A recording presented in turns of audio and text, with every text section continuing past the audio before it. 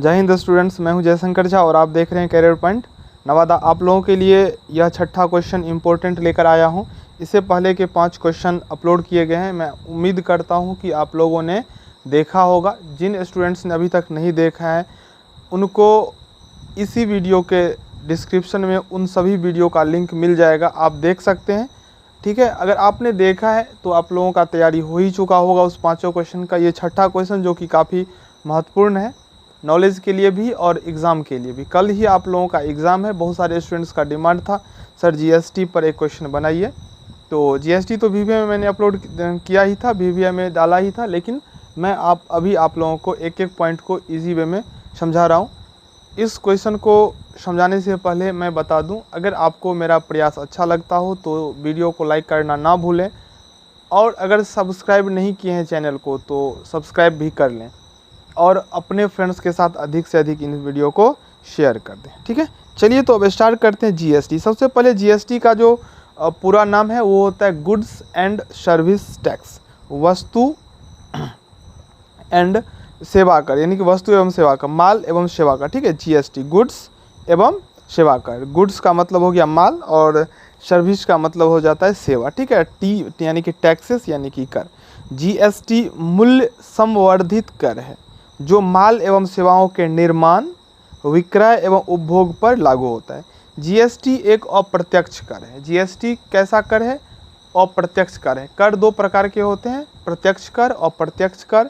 आयकर जो है, इनकम टैक्स जो है वो प्रत्यक्ष कर है। जीएसटी जो है अप्रत्यक्ष कर है। अप्रत्यक्ष कर का मतलब होता है ऐसा कर जिस कर को हम एक व्यक्ति से दूसरे व्यक्ति पर हस्तांतरित कर सकते हैं। मतलब उस कर को हम किसी दूसरे व्यक्ति को हस्तांतरित कर सकते हैं। मतलब हमको जो देना है उसको हम न देकर किसी और से दिलवा सकते हैं। ये होता कैसे है ये समझ लीजिए। मैंने कोई 50 रुपया में वस्तु खरीदा और उस वस्तु को खरीदते समय मैंने जीएसटी का भुगतान किया, यानी कि अप्रत्यक्ष कर दिया। अब वो वस्तु मुझे नहीं यूज़ करना है, मैंने उस वस्तु को 50 रुपया में ही किसी और को बेच दिया। तो जब मैंने 50 रुपये में बेचा तो मैंने वो जीएसटी उनसे वसूल कर लिया जो जीएसटी मैंने खरीदते वक्त दिया था। तो इस प्रकार से मैंने जीएसटी को ट्रांसफ़र कर दिया। अप्रत्यक्ष कर का जो भुगतान करता होता है, जो करता है, जो पेमेंट करता है, वो होता है वस्तु को उपयोग करने वाला, सेवा को उपयोग करने वाला। जो उस वस्तु का उपयोग करता है वही जीएसटी का भुगतान करने वाला अंतिम व्यक्ति होता है। इसीलिए अप्रत्यक्ष कर को एक व्यक्ति से दूसरे व्यक्ति तक हस्तांतरित किया जा सकता है। आप सभी बातों को लिख सकते हैं इस क्वेश्चन के आंसर में। ठीक है, जीएसटी के अंतर्गत उत्पादक या सेवा प्रदाता या विक्रयकर्ता उपभोक्ता स्तर तक निरंतर कर क्रेडिट की श्रृंखला द्वारा केवल मूल्य संवर्धन का ही करारोपण होता है। मतलब एक व्यक्ति से दूसरे व्यक्ति तक, ए ने बी को वस्तु बेचा तो ए जीएसटी वसूल किया बी से, बी ने भुगतान किया, बी बेच दिया सी के हाथों, तो बी ने जो जीएसटी दिया था वो सी से ले लिया। अब सी ने क्या किया? डी को दे दिया। तो अब जीएसटी का भुगतान करता कौन हो गया? डी। अगर डी उस वस्तु का उपयोग कर लेगा तो जीएसटी का जो अंतिम भुगतान करता होगा डी होगा। अगर डी भी अगर ई के हाथों उस वस्तु को बेच देगा और उपयोग कर लेगा तो उस जीएसटी का अंतिम जो भुगतान करता होंगे वो ई होंगे। ठीक है, यही होता है जीएसटी का शिफ्टिंग और प्रत्यक्ष कर का हस्तांतरण।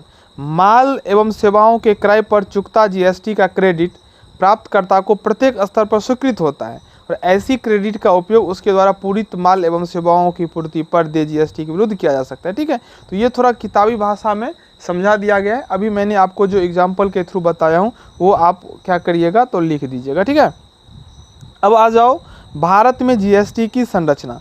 भारत में दोहरी जीएसटी व्यवस्था को केंद्र एवं राज्यों द्वारा समवर्ती रूप में अपनाया गया है। ठीक है, समवर्ती मतलब हो जाता है जिसपे केंद्र और राज्य दोनों का अधिकार हो। ठीक है, अर्थात केंद्र एवं राज्य के साथ माल एवं सेवाओं को करारोपित करते हैं। राज्यों को अपने राज्य के अंतर्गत पूर्ति और केंद्र द्वारा अंतर्राज्यीय पूर्ति को करारोपित किया जाता है। जम्मू एवं कश्मीर सहित जीएसटी संपूर्ण भारत में लागू है। कब लागू हुआ था ये आप लोगों को बहुत अच्छे ढंग से याद होना चाहिए। आप लोग कमेंट के थ्रू बताइएगा जो भारत में जीएसटी कब लागू हुआ था और सबसे पहले कौन सा देश जीएसटी लागू किया था और कब।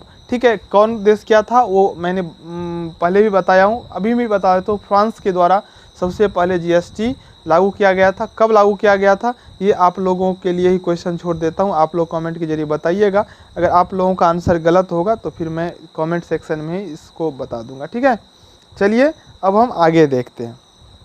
यानी कि पूरे भारत में ये जीएसटी लागू है, जम्मू कश्मीर सहित। जम्मू कश्मीर में बहुत सारे ऐसे नियम हैं जो नहीं लागू किए जाते थे, लेकिन अब ऐसा कुछ नहीं है, ठीक है। चलिए, कर संरचना एवं प्रकार। जीएसटी 4 प्रकार के होते हैं। जीएसटी कितने प्रकार के होते हैं? 4 प्रकार के। कौन कौन? केंद्रीय जीएसटी, केंद्रीय जीएसटी जिसको सीजीएसटी कहा जाता है, central goods and service tax. ये एक ऐसा टैक्स है जो केंद्र सरकार के द्वारा वसूल किया जाता है। सीजीएसटी के प्रादुर्भाव से पूर्ववर्ती केंद्रीय उत्पाद शुल्क एवं सेवा कर को प्रतिस्थापित करके विक्रय संबंधी लेनों पर लागू किया गया है। सीजीएसटी का प्रशासन केंद्रीय सरकार द्वारा किया जाएगा क्योंकि इनके द्वारा ही वसूला जाता है। 1 जुलाई 2017 को रहतिया में चुकता कर क्रेडिट का शेष आगामी सीजीएसटी के भुगतान में प्रयोग किया जाएगा, ठीक है। राज्य जीएसटी यानी कि state goods and service tax. राज्यों में प्रचलित राज्य वैट, प्रवेश कर, चुंगी, विलासिता कर, मनोरंजन का आदि को प्रतिस्थापन एसजीएसटी द्वारा किया गया है। राज्य द्वारा सेवाओं पर करारोपण को प्रभावी बनाने के लिए संविधान 101वां संशोधन के अधिनियम 2016 द्वारा उपयुक्त प्रावधान लागू किए गए हैं।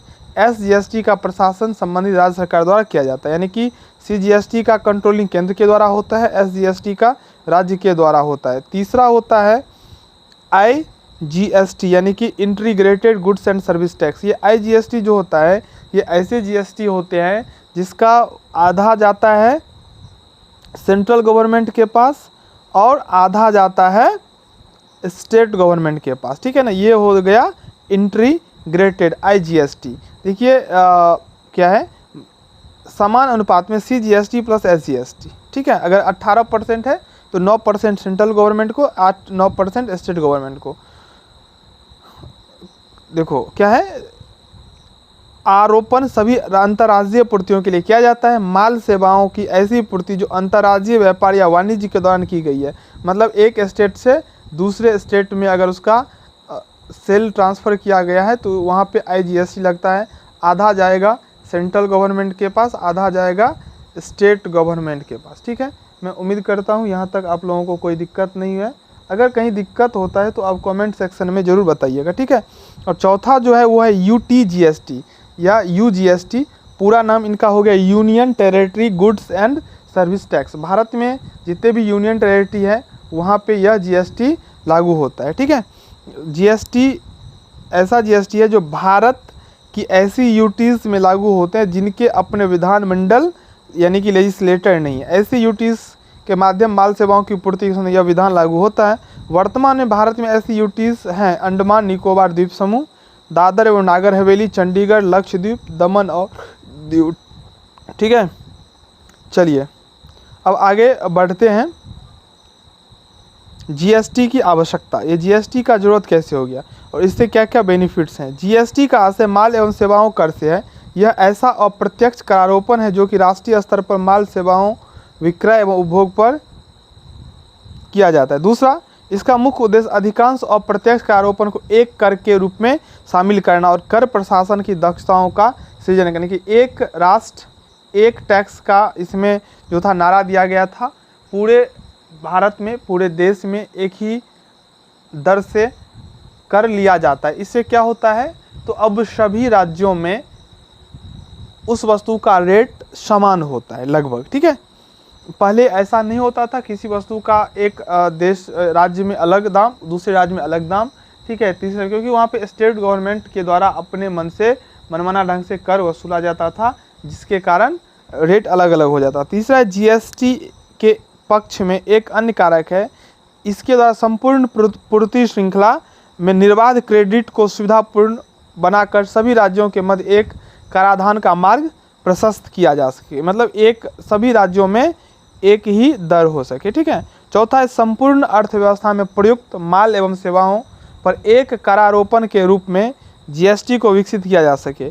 उत्पादन एवं वितरण के प्रत्येक स्तर पर जीएसटी द्वारा पूर्ववर्ती स्तरों पर चुकता जीएसटी से सेट ऑफ लागू किया जा सके। मूलतः यह अंतिम उपभोग पर करारोपण है, यानी कि जो अंतिम उपभोक्ता होता है उनके द्वारा ही चुकाया जाता है। विस्तृत रूप में कंप्यूटरीकृत व्यवस्था के उपयोग द्वारा अप्रत्यक्ष कर का नेटवर्क विस्तृत होगा और कर वंचना को दूर किया जा सकेगा। छठा है, संक्षेप में जीएसटी को माल एवं सेवाओं की पूर्ति पर ऐसे करारोपण के रूप में परिभाषित किया जा सकता है जो माल के विक्रय अथवा सेवा के प्रावधान के प्रत्येक बिंदु पर आरोपित किया जाता है, जहां माल के विक्रेता एवं सेवाओं के प्रदानकर्ता द्वारा माल एवं सेवाओं के क्रय पर चुकता जीएसटी को इनपुट टैक्स क्रेडिट के रूप में वसूल किया जा सके। चलिए, जीएसटी का उद्देश्य क्या है देख लीजिए। एक राष्ट्र एक कर, निर्माण के स्थान पर उपभोग आधारित कर व्यवस्था, जीएसटी पंजीयन, भुगतान, इनपुट टैक्स क्रेडिट एक समान प्रक्रिया हो, कास्केडिंग प्रभाव पर कर का विलोपन, यानी कि एक ही वस्तु पर अलग अलग ढंग से टैक्स लगाया जाता था, वो खत्म हो गया। पांचवा, केंद्र और राज्य स्तर पर अधिकांश अप्रत्यक्ष करों को समाहित करना।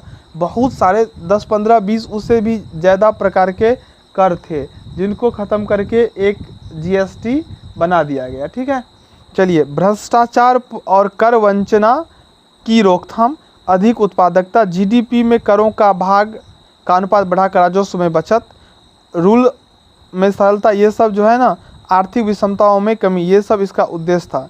अब जीएसटी का विशेषता क्या है देख लिए। पहले, अप्रत्यक्ष कर व्यवस्था में निर्माण, विक्रय, सेवा प्रावधान के स्थान पर माल सेवाओं की पूर्ति पर करारोपण।